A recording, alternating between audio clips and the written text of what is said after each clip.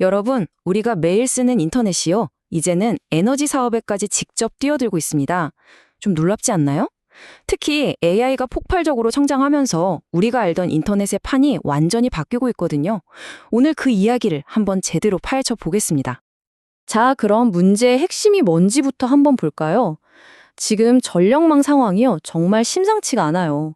여러 문제들이 한꺼번에 터지면서 말 그대로 한계에 부딪힌 거죠. 이걸 퍼펙트 스톰이라고 하잖아요. 딱 그런 상황입니다. 한번 보세요. AI 때문에 전기는 엄청나게 필요한데 기존 전력망은 너무 낡았어요. 그렇다고 새로 짓자니 온갖 규제에다 지역 반대까지 부딪혀서 거의 거북이 걸음이죠. 그러다 보니까 데이터 센터 하나가 전력망에 연결되는데 평균 4년, 길게는 10년까지도 걸린다는 거예요.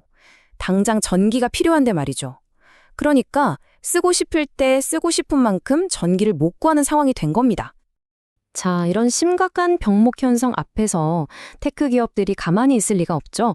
그래서 완전히 새로운, 어떻게 보면 좀 과감한 전략을 생각하게 된 거예요. 아, 더 이상 기다리고만 있을 순 없겠다. 바로 이겁니다. 그래서 업계가 내놓은 답이 뭐냐고요? 아주 간단해요. 기다리지 말고 우리가 직접 만들자. 바로 이겁니다. 여기서 자체 발전, 그러니까 온사이트 파워라는 게 뭐냐면요. 데이터 센터가 자기만의 개인 발전소를 갖는 거라고 생각하시면 돼요.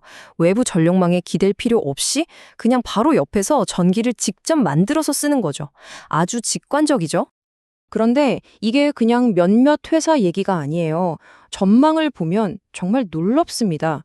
불과 몇 년 뒤인 2030년이 되면요. 전 세계 데이터 센터의 거의 3분의 1, 그러니까 무려 30%가 이렇게 직접 전력을 생산할 거라는 예측이 나오고 있어요. 어마어마한 변화죠. 자, 그럼 이제부터가 진짜 재밌어지는데요. 어떤 회사가 좋아, 우리도 자체 발전하자 라고 딱 결정을 내리면 그 순간부터 아주 중요한 전략적 선택을 해야만 합니다. 크게 두 가지의 길이 있어요. 첫 번째는 지금 있는 데이터 센터 옆에다가 발전소를 짓는 거고요. 두 번째는 반대로 원자력 발전소 같은 기존 발전소 근처로 데이터 센터가 이사를 가는 거죠. 표를 보시면 아시겠지만 각각 장단점이 정말 뚜렷합니다.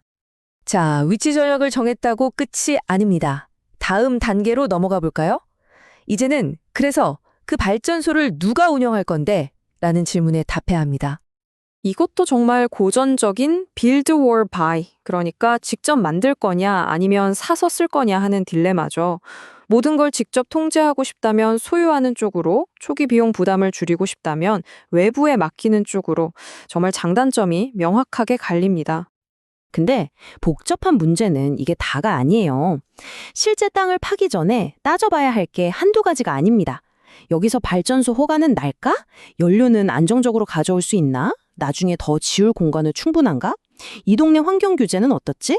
이런 현실적인 문제들을 다 해결해야 하는 거죠. 바로 이 지점에서 우리는 가장 큰 딜레마와 마주하게 됩니다. 뭐냐면요.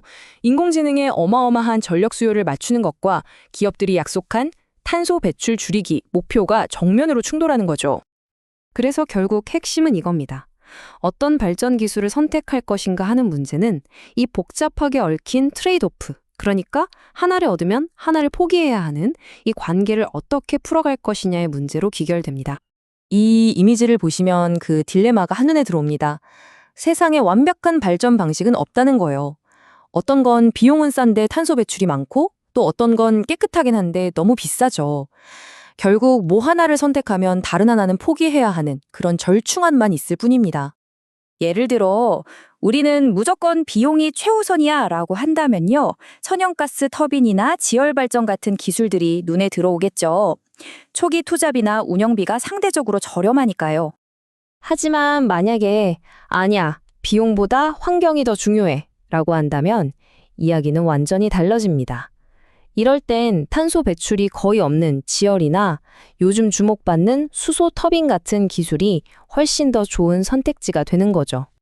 이 모든 변화를 종합해보면 우리가 알던 데이터 센터의 개념 자체가 바뀌고 있는 겁니다. 예전에는 그냥 서버가 모여있는 건물이었다면 미래의 데이터 센터는 에너지와 컴퓨팅이 하나로 합쳐진 통합시설이 되는 거죠. 결국 이 모든 이야기는 우리에게 마지막 질문 하나를 던집니다. AI의 식욕은 계속해서 커져만 갈 텐데 과연 미래 인터넷의 동력은, 그리고 더 나아가 우리 디지털 세상의 동력은 무엇이 될까요? 여러분은 어떻게 생각하시나요?